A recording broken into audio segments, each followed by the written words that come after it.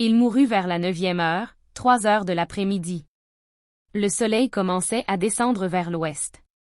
La foule qui s'était massée au Golgotha depuis le matin était là depuis 6 heures. 6 heures debout dans le soleil d'avril à regarder 3 hommes mourir. Quand il rendit l'esprit, quelque chose changea dans la foule. Pas une illumination, pas une conversion collective, plutôt un malaise, un mouvement de recul, le sentiment diffus que quelque chose venait de se passer qui dépassait ce qu'on était venu voir. Certains partirent. D'autres restèrent, sans savoir pourquoi ils restaient. Les femmes restèrent. Jean resta. Ce sont eux les témoins de ce qui se passa dans les minutes qui suivirent, les premières réactions, les premiers signes, les premiers mots de ceux qui étaient là. Jean était debout au pied de la croix. Il avait tenu depuis le début de la matinée, depuis l'arrivée au Golgotha, depuis les clous, depuis les heures d'attente sous le soleil. Il avait entendu les paroles depuis la croix.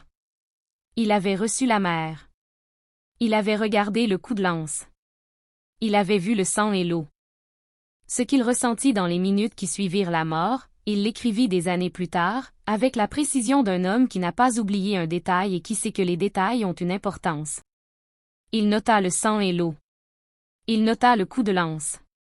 Et il nota qu'on ne lui avait pas brisé les jambes, ce détail qui lui avait fait penser à l'agneau pascal, aux os qu'on ne devait pas briser, au fil depuis le céder du jeudi. Il nota aussi ce que ça lui avait rappelé sur celui qu'ils avaient transpercé et qu'il regarderait. Jean regardait. Jean notait. C'était sa façon de tenir. Joseph d'Arimathie alla voir Pilate. Un homme riche, membre du Sanhédrin, qui n'avait pas souscrit à la décision et aux actes des autres, mais qui ne l'avait pas non plus empêché. Il était allé se taire là où Nicodème avait dit un mot prudent. Et maintenant il allait réclamer le corps à Pilate, se montrant publiquement comme quelqu'un qui avait des égards pour se condamner. C'était courageux, pas de la même façon que d'avoir parlé avant, mais courageux quand même, à sa façon, tardive.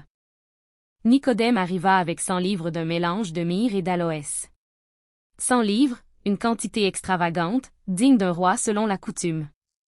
Lui qui était venu de nuit pour poser des questions sur la nouvelle naissance. Lui qui s'était tué au Sanhédrin une fois, puis une autre. Lui dont la fidélité avait été souterraine pendant tout ce temps, exercée dans les marges. Maintenant il arrivait avec ses 100 livres d'aromates au grand jour, après la mort, quand le danger était passé. Jean pensa à ce qu'il avait dit une fois, la fidélité de ceux qui ont trop à perdre pour tout donner et qui donnent ce qu'ils peuvent dans les espaces que leur laisse leur lâcheté ordinaire. Nicodème avait donné ce qu'il pouvait. C'était ça aussi. Ils enveloppèrent le corps dans le linceul avec les aromates, selon la coutume juive de l'ensevelissement. Il y avait un jardin près de là, un jardin, avec ses arbres, ses plantes, ses odeurs de terre et de végétation, à quelques pas du lieu de l'exécution. Dans ce jardin un tombeau neuf, taillé dans le roc, dans lequel personne n'avait encore été mis. Jean nota cet endroit, le jardin près du Golgotha, la vie qui poussait à quelques pas de la mort, le tombeau neuf dans la roche. Il ne savait pas encore pourquoi il notait ça avec cette précision. Il le saurait dans 2 jours. Ils y déposèrent le corps. La grande pierre fut roulée. Le jardin se tut autour. Il y avait un centurion romain au Golgotha. C'était son travail, superviser les exécutions, s'assurer que la procédure était suivie, constater la mort, rendre compte. Un officier professionnel, un homme qui avait probablement assisté à des dizaines ou des centaines d'exécutions dans sa carrière. Pas quelqu'un d'impressionnable. Pas quelqu'un qui cherchait une expérience spirituelle. 3 versions circulent. L'une dit, en voyant le tremblement de terre et ce qui s'était passé, il fut saisi d'une grande crainte et dit, vraiment, celui-ci était le Fils de Dieu. L'autre, en le voyant rendre l'esprit de cette façon, il dit, vraiment, cet homme était le Fils de Dieu. Une troisième, plus sobre, vraiment, cet homme était juste. On garde les 3. Qu'est-ce qui se passa dans la tête de cet homme? Impossible à savoir. On peut noter les faits, il était là depuis le début, il avait supervisé la crucifixion, il avait entendu les paroles depuis la croix, il avait vu la façon dont cet homme était mort, pas en hurlant, pas en suppliant, pas en maudissant, avec ses phrases étranges sur le pardon et le paradis et la soif et l'abandon. Et il dit ce qu'il dit. Ce qui est remarquable dans cette phrase, quelle qu'en soit la version exacte, c'est qu'il a dit. Pas un disciple. Pas quelqu'un qui le connaissait, qui avait été guéri par lui, qui avait de bonnes raisons d'être favorable. Un soldat romain. Un représentant de l'Empire occupant.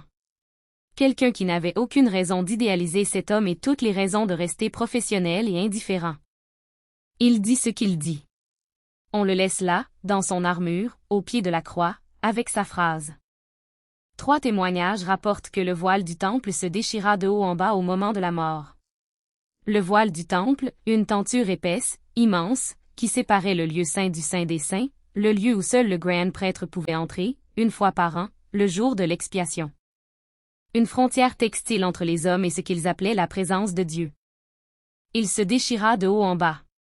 Pas de bas en haut, ce qui aurait pu ressembler à une action humaine, quelqu'un qui tire depuis le sol. De haut en bas. Les explications possibles, un séisme, mentionné dans certains témoignages. Les séismes peuvent déchirer des tentures suspendues. Un phénomène naturel, donc, coïncident avec la mort.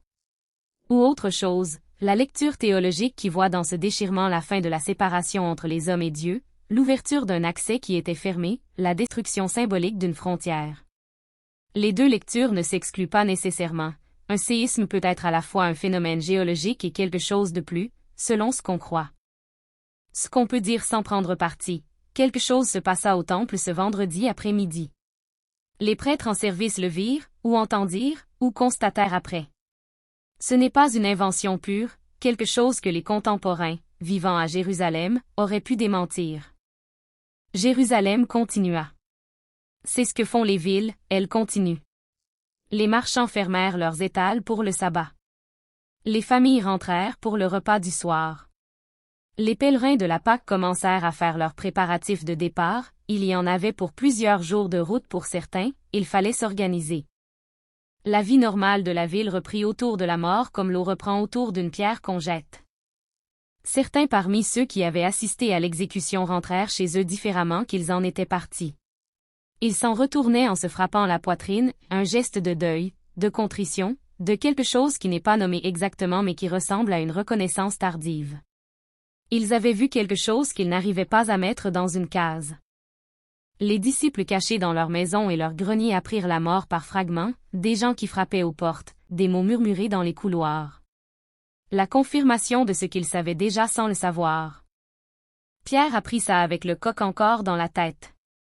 Il y avait quelques heures à peine il était dans la cour du grand prêtre, il reniait 3 fois, il recevait le regard à travers la fenêtre. Et maintenant on lui disait que cet homme était mort. Pierre reçut les deux choses ensemble, le reniement et la mort, l'un à quelques heures de l'autre, sans rien entre les deux qui permette de les séparer proprement. Il n'y avait pas d'autre occasion de faire quelque chose de différent. Il n'y en aurait plus jamais. Ça, Pierre le portait. Jean le savait déjà, il était là. Matthieu l'a pris dans son coin contre le mur et il garda ça sans rien dire. Marie de Magdala était là. Elle ne partait pas. Les autres femmes non plus. Marie mère de Jacques et de José, la mère des fils de Zébédée, Salomé. Elles regardaient. Elles avaient les yeux secs maintenant, pas qu'elles n'étaient plus tristes, mais il y a un moment dans le deuil où les larmes s'arrêtent et où on reste juste là, présent à ce qui est, sans pouvoir faire autre chose que d'être présent. Jean s'approcha de Marie, la mère. Il lui prit le bras.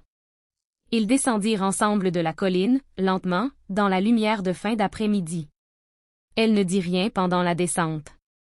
Il ne dit rien non plus. Il y avait des silences qui valaient plus que tout ce qu'on aurait pu dire. Les femmes restèrent encore un peu. Elles regardèrent où on allait mettre le corps. Joseph d'Arimathie qui arrivait avec son linceul, Nicodème avec ses aromates. Elles notèrent l'emplacement du tombeau. Elles repartirent ensuite, les aromates à préparer, l'aube à attendre. Le soir du vendredi tomba. Le sabbat commença. Jérusalem se tut selon la loi, les travaux cessèrent, les commerces fermèrent, les familles se réunirent autour des lampes du sabbat. Dans le jardin près du Golgotha, le tombeau était fermé. La grande pierre était en place. Le soleil se coucha sur Jérusalem. La nuit vint. Le silence aussi.